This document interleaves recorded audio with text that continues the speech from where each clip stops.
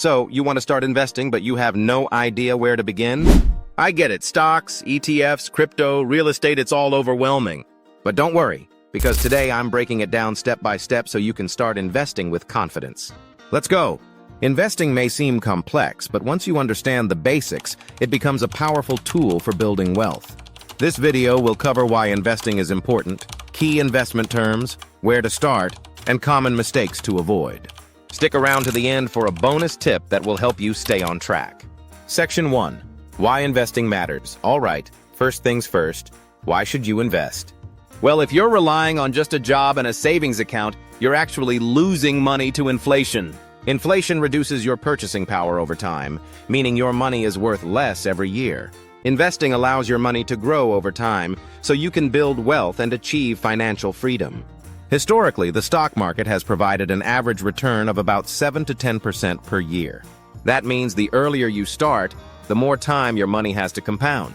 Think of it like planting a tree. The sooner you start, the bigger it grows.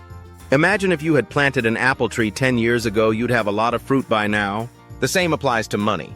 The sooner you invest, the better your financial future will be. Section 2. Understanding the basics. Before we dive into where to invest, let's break down some quick investing terms. Understanding these will help you make informed decisions and avoid common beginner mistakes. Stocks. When you buy a stock, you own a piece of a company. If the company does well, your stock's value increases. ETFs, exchange-traded funds. These are a collection of stocks, bonds, or other assets bundled together, providing diversification. Index funds. These track a specific market index, such as the S&P 500, and are a great long-term investment. The bonds. These are loans you give to a company or government in exchange for periodic interest payments. Crypto and real estate. More volatile investments with higher risk and reward, best for those with more experience. Understanding these terms will make investing less intimidating. Now let's talk about where to start. Section 3. Where should a beginner start? Okay, now the big question. Where should you start investing? Here's my simple 3-step plan for beginners. The key is to start small, stay consistent, and choose the right investments for your risk level. Open an investment account. If you're in the US, start with a Roth IRA or brokerage account. These accounts allow you to invest in stocks, ETFs, and more. A Roth IRA has tax advantages, making it great for long-term wealth building. Popular platforms include Fidelity, Vanguard, and Robinhood. Start with index funds. Instead of picking individual stocks, go for S&P 500 index funds like VOO or VTI. These give you exposure to 500 top companies with low risk. Investing in a diversified fund reduces the risk of losing money if a single company performs poorly. Be consistent. Invest a set amount every month, $50, $100, whatever you can afford. This is called dollar cost averaging, which means buying investments at different prices over time to reduce risk. Even small investments add up over years, creating long-term wealth. Section 4. Common mistakes to avoid. Wait, before you start, let's talk about 3 mistakes new investors make so you can avoid them. Learning from others' mistakes can save you time and money. Trying to get rich quick. Investing is not a lottery ticket. It takes time.